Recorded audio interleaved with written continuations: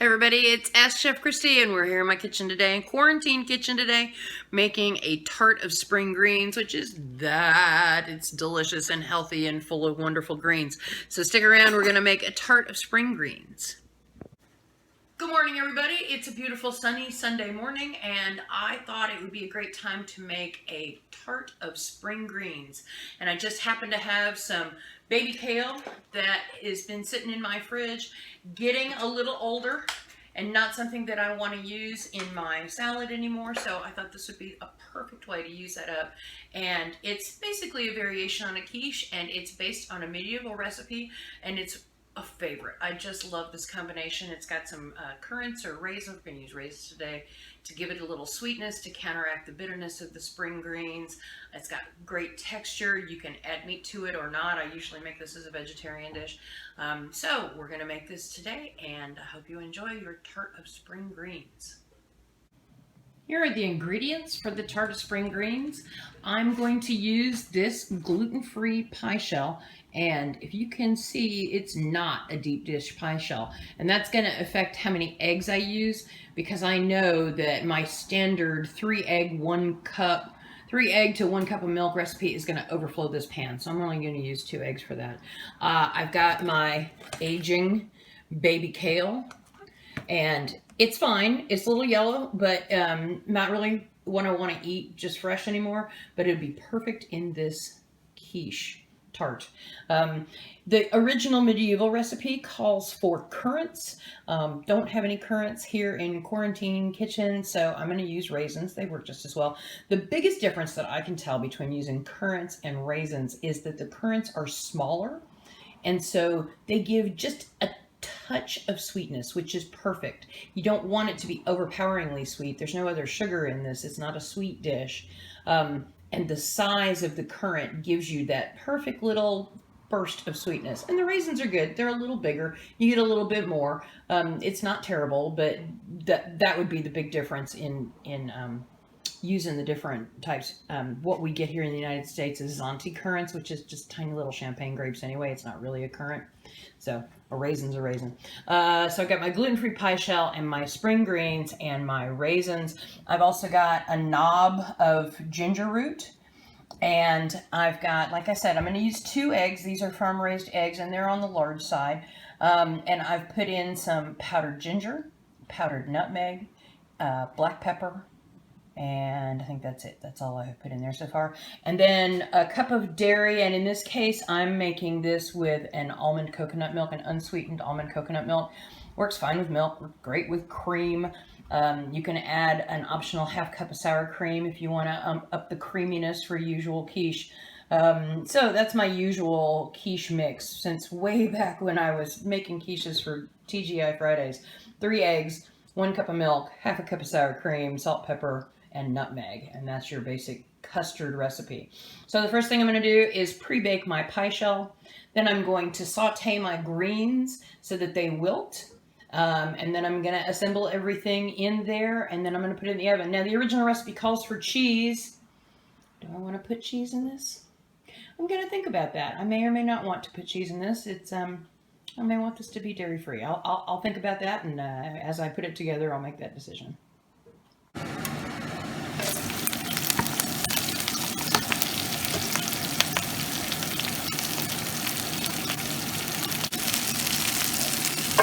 Pretty good on the greens. I don't want them to be too overcooked. I just want them to be wilted, and they've gotten there. So let's turn that off. That's good for those.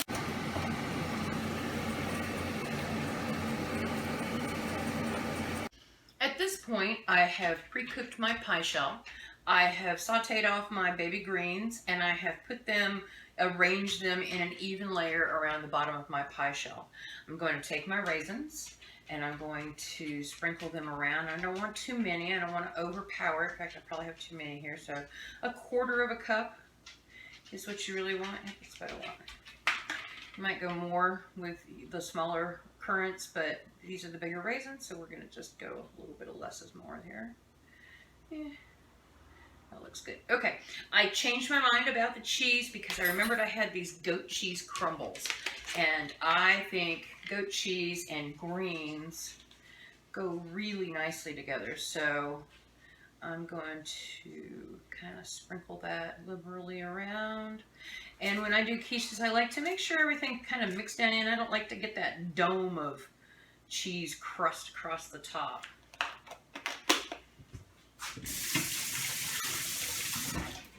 And then I'm going to take my ginger root and my microplane, and I have already gone ahead and mixed together my eggs and my non-dairy, my almond coconut milk mix.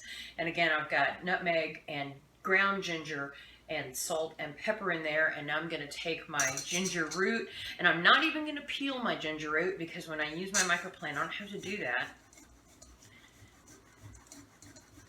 And this ginger root's been sitting in the refrigerator for a couple of weeks at this point in quarantine, so it's a little on the older side too.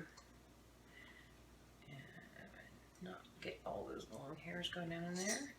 And then when you start grating, you see that it collects on the inside of the microplane. And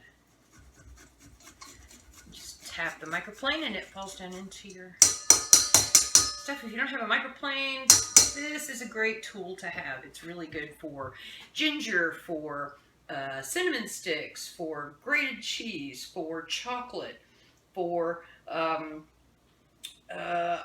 I've used it for galangale, you know, all kinds of things that need to be finely grated. The microplane is your best friend there. I'm going to whisk that up a little bit.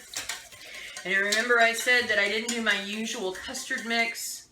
I did 2 eggs this time instead of 3 because I didn't want to overfill my pie shell.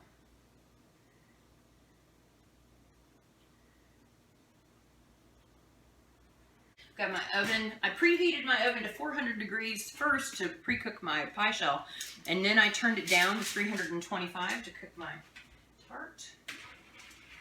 Go ahead and do that. And then take the rest of my custard mix and what happened?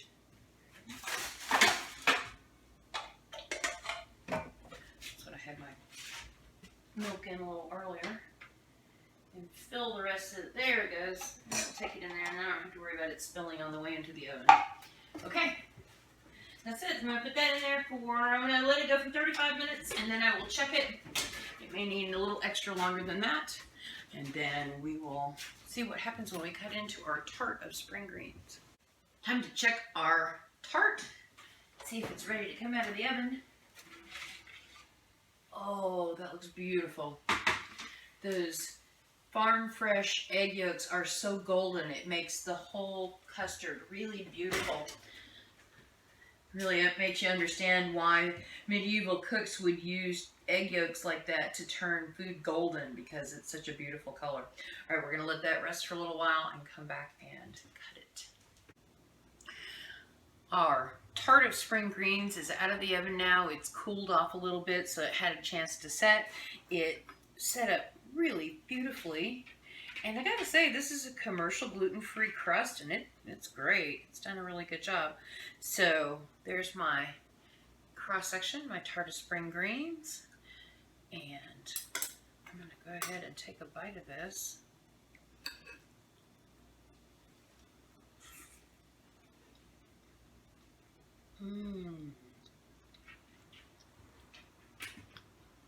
Those flavors all come together really well. It might need a touch more salt, and that's just about it.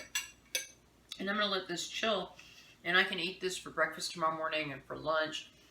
This is a really nice way to get a serving of vegetables in, because each one of those portions pretty close to a serving of vegetables, cooked vegetables, and nice healthy greens. So this is a great way to get those stuff out of your crisper drawer that might not be looking the freshest anymore, and cook it up into something that's really tasty that you can just keep in the fridge and then nibble on, or you can have it for luncheon or have it for brunch, whatever. Yummy Tart of Spring Greens. So this is the gluten-free pie shell that I got at Kroger that is just a touch sweet. I think it's better for sweet pies than for savory. But since this had the raisins in it, I didn't notice the sweetness in the pie crust. It didn't conflict with any of the flavors, and it holds together beautifully. And that's kind of the holy grail of a pie crust. Is gluten-free pie crust is really notorious for just being really crumbly and losing its texture. So yeah, I'm really happy with this wholly gluten-free dedicated bakehouse by Wholly Wholesome gluten-free pie shells. Not getting paid for any endorsement, just gotta shout out a good gluten-free product when you find it. So thanks for stopping by. Hope you enjoyed this. Hope you can make your own Tart of Spring Greens in your kitchen and enjoy yourself while we're still under quarantine. Thanks, everybody.